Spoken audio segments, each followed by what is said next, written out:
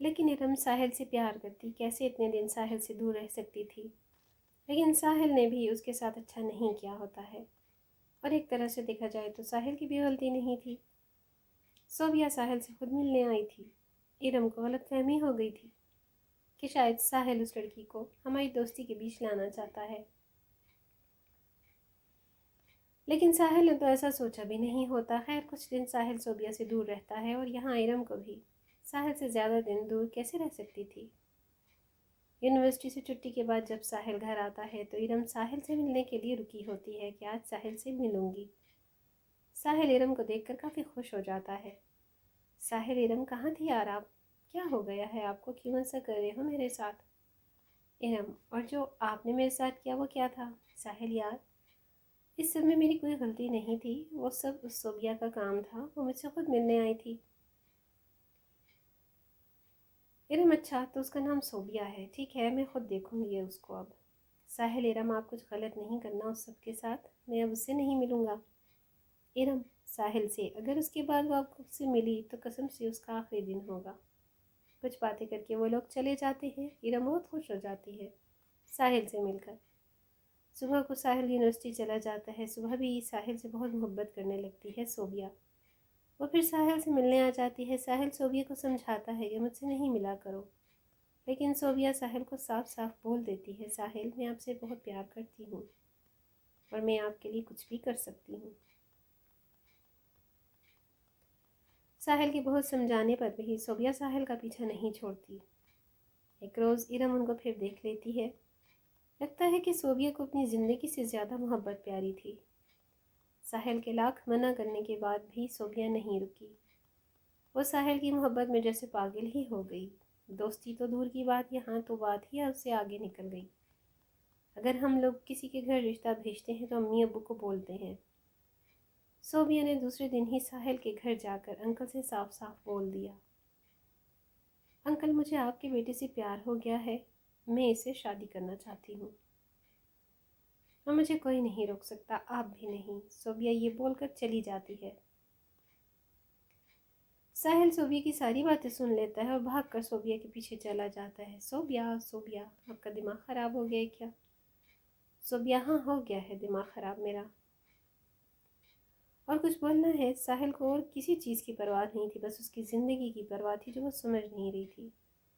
صوبیہ سمجھ رہی تھی کہ ساحل مجھ سے ایک مذاق کر رہا ہے، وہاں جو کہ ارم ہر وقت ساحل پر نظر رکھی ہوئی تھی۔ اس کو جب یہ سب معلوم ہوتا ہے کہ صوبیہ اس حد تک چلی گئی ہے، وہ اور غصہ ہو جاتی ہے۔ صوبیہ اپنے گھر پہنچ جاتی ہے، رات ہونے والی ہوتی ہے۔ صوبیہ گھر والوں کو کچھ نہیں بتاتی کہاں سے آئی، کہاں گئی تھی، بس کھانا کھا کر اپنے کمرے میں چلی جاتی ہے اور کوئی بک پڑھنے لگ جاتی ہے۔ ابھی وہ بک پڑھنے ہی لگی تھی کہ اس کے کمرے کی لائٹ آن آف ہونا شروع ہو جاتی ہے۔ دروازہ کبھی بند ہوتا ہے، کبھی کھل جاتا ہے۔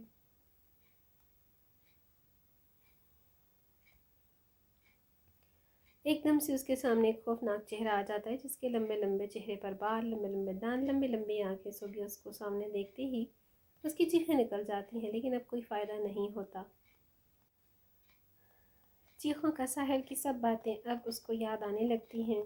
صوبیہ ڈرتے ڈرتے تھوڑی ہمت کرتی ہے کچھ بولنے کی، لیکن ارم کافی غصہ تھی، اس کو بولنے کا موقع نہیں دیتی اور اس پر حملہ کر دیتی ہے۔ اس کی ساری گردن کی رگیں کھینچ لیتی ہے، پھر اس کی آنکھیں نکال لیتی ہے اور اس کا دل نکال کر چلی جاتی ہے۔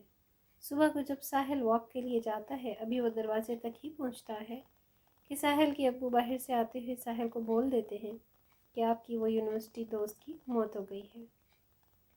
راستے میں لوگوں سے سنتا آ رہا ہوں۔ ساحل کو پہلے سے ہی شک تھا یہ سب ہونے والا ہے۔ ساحل کو کافی افسوس ہوتا ہے، لیکن صوبیہ اپنی بے وقوفی کی وجہ سے اپنی زندگی ہار جاتی ہے۔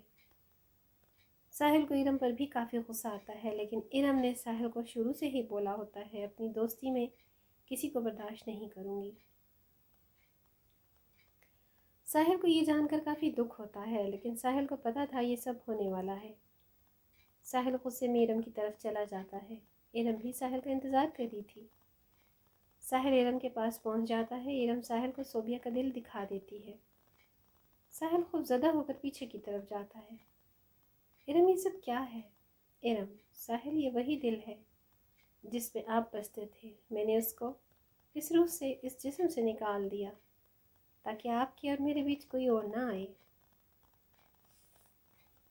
साहिल इतना गुस्सा हो जाता है कि उसका बस चलता तो वो इरम को वहीं कत्ल कर देता, लेकिन इरम काफ़ी मोहब्बत करती थी साहिल से, वैसा कुछ भी नहीं करना चाहता था। और वो चुड़ैल थी, साहिल उसका कुछ बिगाड़ भी तो नहीं सकता था। खैर, साहिल ने इरम को बहुत बातें सुनाई, काफ़ी कुछ बोला। मैं इंसान हूँ, कोई भी मुझसे मोहब्बत कर सकती है।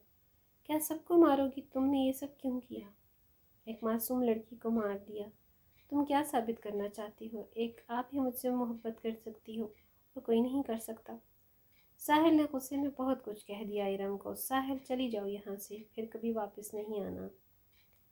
इरम, साहिल, मुझे प्लीज़ माफ़ कर दो, मुझे जाने का नहीं कहो, मैं आपसे प्यार करती हूँ, मैं आपसे शादी करना चाहती हूँ, मैं आपके बगैर ज़िंदा नहीं रह सकती।